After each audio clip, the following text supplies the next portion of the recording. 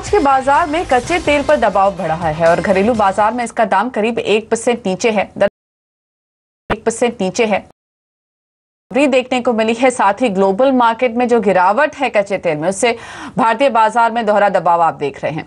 वहीं चांदी रिकवरी के बावजूद 40,000 रुपए के नीचे बनी हुई है। 2 महीने में इसका दाम करीब 8% नीचे आया है। एग्री कमोडिटीज का हाल जाने तो वहां पर खाने के तेलों पर दबाव लगातार दिखाई दे रहा है। सोया दिखाई दे रहा है, सोया % से ज्यादा नीचे आ गया है। साथ ही कपास, खली और चीनी में भी करीब 1.5% की तेज गिरावट दिखाई दे रही है। आज हमारे साथ एंजल कमोडिटीज के अनुज गुप्ता और मोतीलाल ओसवाल कमोडिटीज के नवनीत दमानी हैं। आप दोनों का बहुत बहुत स्वागत है। नवनीत, सबसे पहले आपके हॉट पिक्स लेना चाहेंगे आज के बाजार के लिए। जी, मेरा फर्स्ट हॉट पिक रहेगा सिल्वर। हमने देखा है सिल्वर में काफ़ी अच्छा करेक्शन आ चुका है, करीब 8% के आसपास की डाउनफॉल आ सकती है और ईयर टू डेट सबसे लोएस्ट लेवल पे चल रहा है। मुझे लगता है 40,000 के आसपास एक बाय का बेट बनता है, तो मैं 40,000 के आसपास बाय रेकमेंड करूंगा। 39,650 का स्टॉप लॉस लगाने को कहूँगा और 40,450, 40,700 तक के टारगेट पुल बैक पे देखने मिल सकते हैं। मेरा सेकेंड बेट रहेगा कॉपर। कॉपर में हमने देखा है कि एक साइडवेज मूवमेंट चल रहा है लास्ट 3 से 4 सेशन से और ट्रम्प टैक्स कट अनाउंसमेंट के बावजूद कुछ खासा एक्शन देखने नहीं मिला बेस मेटल कॉम्प्लेक्स में।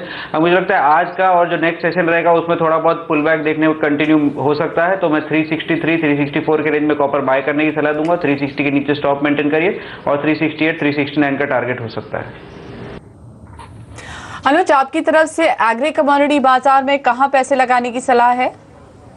देखिए, हमने एग्री कमोडिटीज़ में गिरावट देखी है। हमें लगता है कि सोया ऑयल के अगर हम देखें तो RM सीड के अंदर बिकवाली करके चल सकते हैं। नीचे टारगेट करीबन 3650 रुपये तक देखने को मिल सकता है। वहीं हमने ग्वार के अंदर भी गिरावट आते हुए देखी है। हमें लगता है कि ग्वार सीड के अंदर भी बिकवाली करके चल सकते हैं। नीचे टारगेट करीबन 3780 रुपये तक देखने को मिल सकता है और स्टॉप लॉस 3970 पे लगा सकते हैं। तो ओवरऑल मुझे लगता है कि एग्री कमोडिटीज़ में सरसों और ग्वार सीड में बिकवाली करके चल सकते हैं।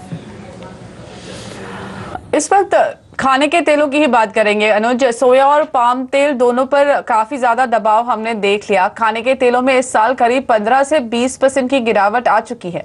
ग्लोबल मार्केट में पाम तेल पिछले 8 महीने के निचले स्तर पर है।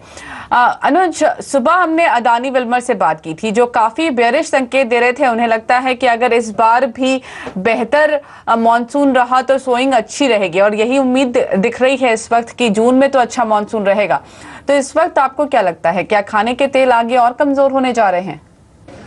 देखिए, बिल्कुल अगर हम देखें तो इंटरनेशनल सिनेरियो अगर देखें तो वो वीकनेस इंडिकेट कर रहे हैं। हमने देखा भी है कि इंटरनेशनल मार्केट में जो प्रोडक्शन बढ़ा है उसकी वजह से कहीं ना कहीं जो भाव है वो इंटरनेशनली और डोमेस्टिक दोनों ही लेवल्स पे भाव नीचे आते हुए दिखाई दिए। इवन अगर हम सोयाबीन को भी देखें तो इस बार सोयाबीन की जो क्रॉप थी भारत के अंदर वो काफ़ी ज़्यादा थी। इवन अगर हम RM सीड की बात करें तो सरसों के अंदर भी जो पैदावार है वो काफ़ी ज़्यादा है। तो ओवरऑल अगर हम देखें तो सारे ही ऑयल सीड पैक जितने भी आइटम है वो सभी एक जो उनकी पैदावार है वो काफ़ी ज़्यादा है। तो हो सकता है कि उनकी वजह से भाव में गिरावट देखने को मिले और हम देख भी रहे हैं कंटिन्यूस भाव नीचे की तरफ आते हुए दिखाई दे रहे हैं। सोया रिफाइंड की अगर हम बात करें तो हमें लगता है वो भी अब नीचे 600 रुपये तक के लेवल देखने को मिल सकते हैं और CPO के अंदर भी अगर हम देखें तो कहीं ना कहीं एक निचले स्तर देखने को मिल सकते हैं। तो ओवरऑल फंडामेंटल और टेक्निकल दोनों ही इंडिकेट कर रहे हैं कि सोया तेल पैक में गिरावट का माहौल आने वाले दिनों में और देखने को मिल सकता है।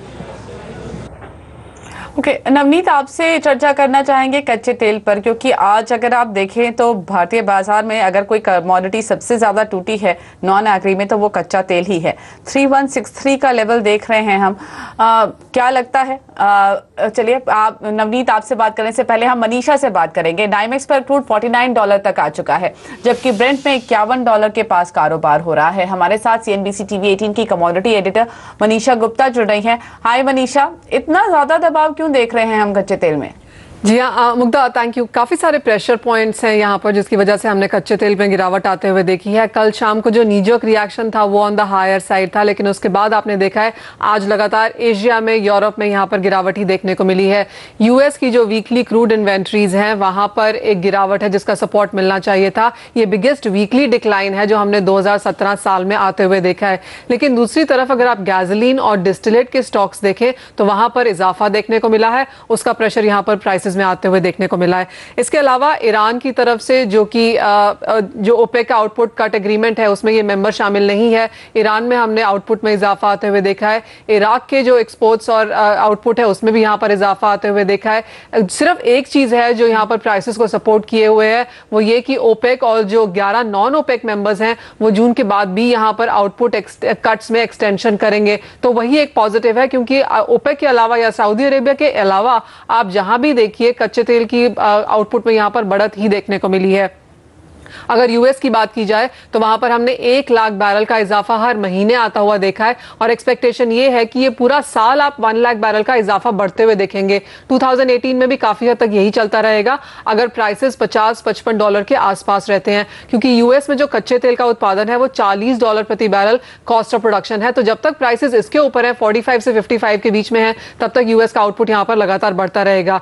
कच्चे तेल के प्राइसेस 1 महीने के लोज पर चल रहे हैं और मार्केट का यह भी मानना है कि जिस तरह के टैक्स रिफॉर्म्स कल वहां पर यूएस की तरफ से आए हैं उसने भी बाजार को कुछ हद तक डिसअपॉइंट ही किया है और वहां से भी कोई सपोर्ट यहां पर क्रूड ऑयल प्राइसेस में नहीं आया। तो जब तक यहां पर चार्ट्स $50 के नीचे कारोबार करते रह रहे हैं तो आई थिंक 48 एक पॉसिबिलिटी है जो आप क्रूड ऑयल प्राइसेस में नियर टर्म में देख पाएंगे। हाँ राइट, तो अभी थोड़ा और गिरावट आ सकती है, लेकिन नवनीत आपका व्यू क्या है? Manisha thank you so much. Navneet आप इस वक्त क्या कॉल ले रहे हैं कच्चे तेल पर?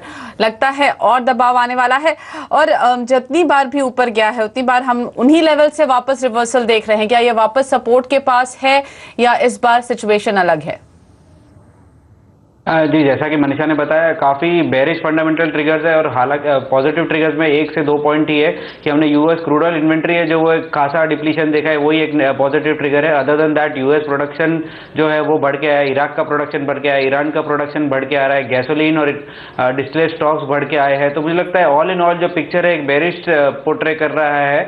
$53 से हमने इसको करेक्ट होते हुए देखा, यानी डोमेस्टिक फ्रंट पर अगर हम बात करें तो 3350 रुपये से करेक्ट होते हुए करीब 3200 रुपये के नीचे ट्रेड कर रहा है करंट मार्केट प्राइस पे। तो मुझे लगता है छोटा अगर पुल बैक भी आता है 3180 3200 के आसपास तो वापस से सेल किया जा सकता है। 3250 का आप स्टॉप लगाइए और आने वाले दिनों में हमको 3100 के नीचे डोमेस्टिक मार्केट में भाव देखने मिल सकते हैं। अगर हम नाइमेक्स की बात करें तो मुझे लगता है 48 एक थोड़ा स्ट्रॉन्ग लेवल है, उसके नीचे 46.5 47 के आसपास कहीं जाके मार्केट स्टेबल हो जाएगा, वहां से ज्यादा बेरिशनेस नहीं आएगी, बट वहां तक की संभावना अभी भी निश्चित है। ऑलराइट, चलिए अब नजर डालते हैं मंडी की खबरों पर।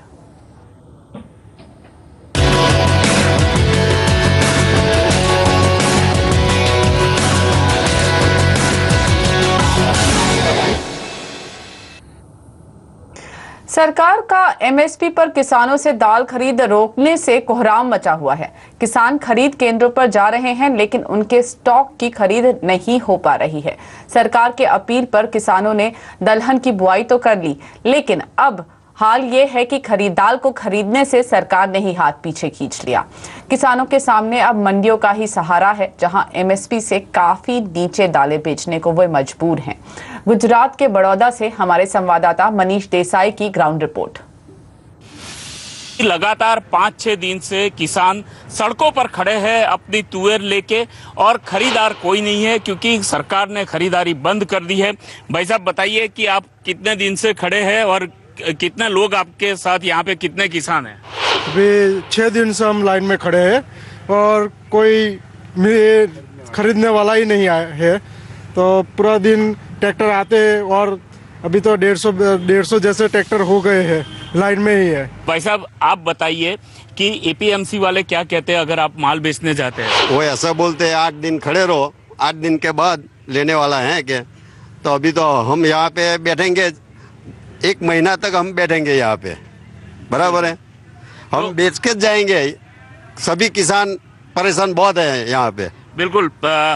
चाचा आप बताइए कि अगर सरकार नहीं खरीदती है, जैसे भाई साहब कह रहे हैं कि हम किसी तरह से माल बेच के ही जाएंगे, सरकार नहीं खरीदते हैं तो क्या प्राइवेट में बेचेंगे या क्या करेंगे? प्राइवेट में बेचने से 3000 भाव मिलता है, उनसे तो हमारा खर्चा भी नहीं निकलता। जब सरकार नहीं खरीदेगी तो हमारा कौन बेली होगा। तो किसानों के लिए सबसे बड़ी चिंता की बात यह है कि अगर सरकार नहीं खरीदती है तो उनका क्या होगा, ये तुअर का क्या होगा, क्योंकि लगातार 5 दिन से यहाँ पर इंतजार कर रहे हैं, ना एपीएमसी खरीद रही है ना कारोबारी इसको खरीद रहे हैं। सबसे बड़ी चिंता है करीब 1.5 लाख टन जो तुअर है वो गुजरात में स्टॉक में पड़ी हुई है जिसका कोई खरीदार नहीं है। तो गुजरात से ये ग्राउंड रिपोर्ट सीधे दिखाती हुई कि किसानों का हाल काफी ज्यादा बुरा है। उन्हें अपने प्रोड्यूस की, उन्हें उत्पादन की कीमत नहीं मिल रही। लेकिन चलिए यहाँ पर लेते हैं एक छोटा सा ब्रेक। आगे आपके सवालों के जवाब लेकर आएंगे, हमारे साथ एक्सपर्ट्स बने हुए हैं हमारे।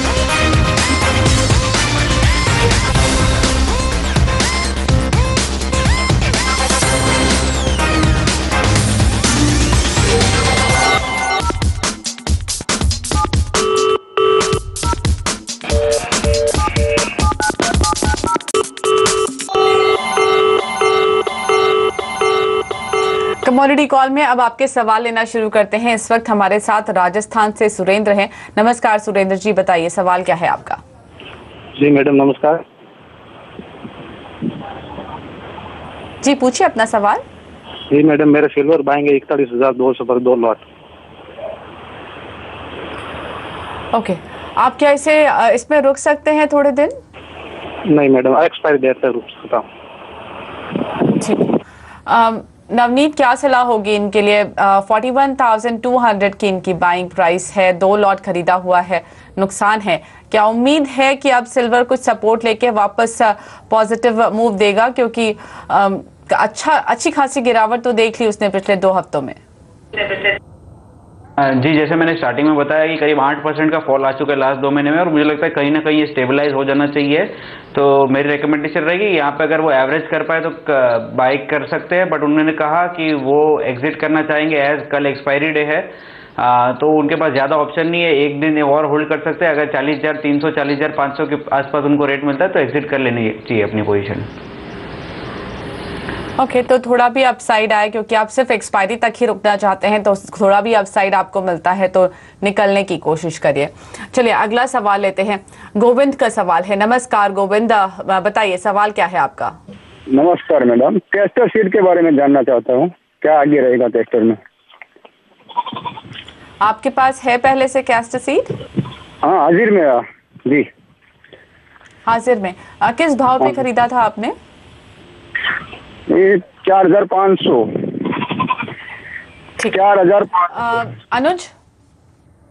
अनुज, इनके पास कैस्टर सीड हाजिर में है, 4,500 के भाव पर इन्होंने खरीदा हुआ है।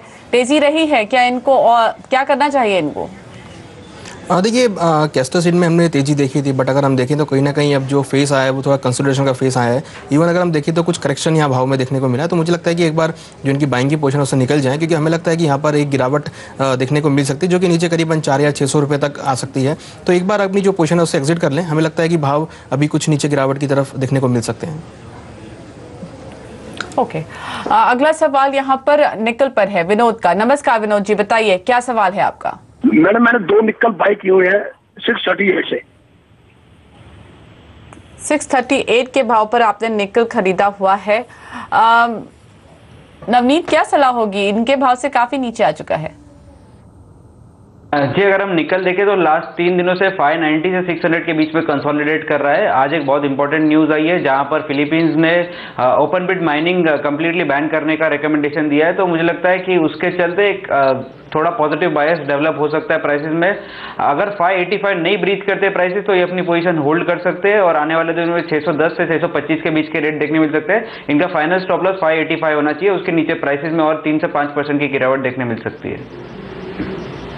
तो 585 का आपको एक स्टॉप लॉस जरूर रखना है, उसके बाद आप बने रहिए। थोड़ा वापस बढ़त आती है, जिस तरह से खबरें निकल कर आई हैं फिलीपींस से, शायद कुछ पॉजिटिव मोमेंटम बने और फिर आप निकलने की कोशिश करिए। चलिए लेते हैं यहाँ पर एक छोटा सा ब्रेक, आगे आपके कुछ और सवालों के जवाब लेकर आएंगे।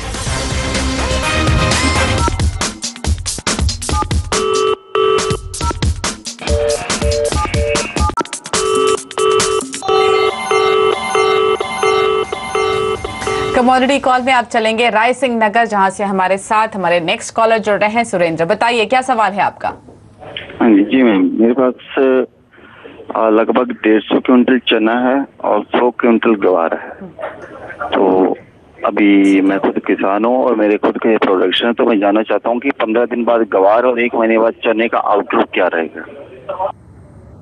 जी बिल्कुल अनुज, ग्वार 15 दिन का आउटलुक पूछ रहे हैं, चने के लिए 1 महीने का आउटलुक। अभी हम देख ही रहे थे चने की दालों की कीमतें बेसिकली MSP से नीचे चल रही हैं। अगर ये 1 महीना रुकते हैं तो क्या इनको बेहतर भाव मिल सकते हैं?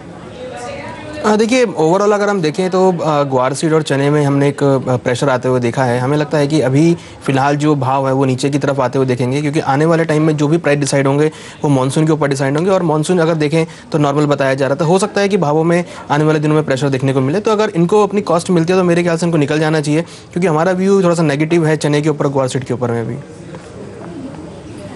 ओके, तो हमारे एक्सपर्ट को लगता है कि ग्वार और चना दोनों आगे थोड़ा कमजोर रहेंगे। तो अगर आपको कुछ बेहतर कीमतें मिल रही हैं तो आप निकलने की कोशिश करिए। चलिए लेकिन अब हम लेंगे अपने दोनों ही एक्सपर्ट से इजाजत। बहुत बहुत धन्यवाद समय निकालने के लिए। अनुज, आप जाने से पहले कोई डिस्क्लेमर देना चाहेंगे? देखिए हमने यहाँ पर जो भी डिस्कस किया है उसमें मेरी पर्सनल पोजीशन नहीं है, क्लाइंट्स को रिकमेंड की गई है, उनकी पोजीशन उसमें हो सकती है। नवनीत, आपकी तरफ से डिस्क्लेमर? जी, मेरी कोई पर्सनल पोजीशन नहीं है, बट इनमें से हम कुछ स्ट्रेटेजीज हमने अपने क्लाइंट्स को रिकमेंड की है। Thank you so much. Commodity call में लेकिन इसी के साथ इतना ही, हमें यहीं दीजिए इजाजत और आप देखते रहिए CNBC आवाज। नमस्कार।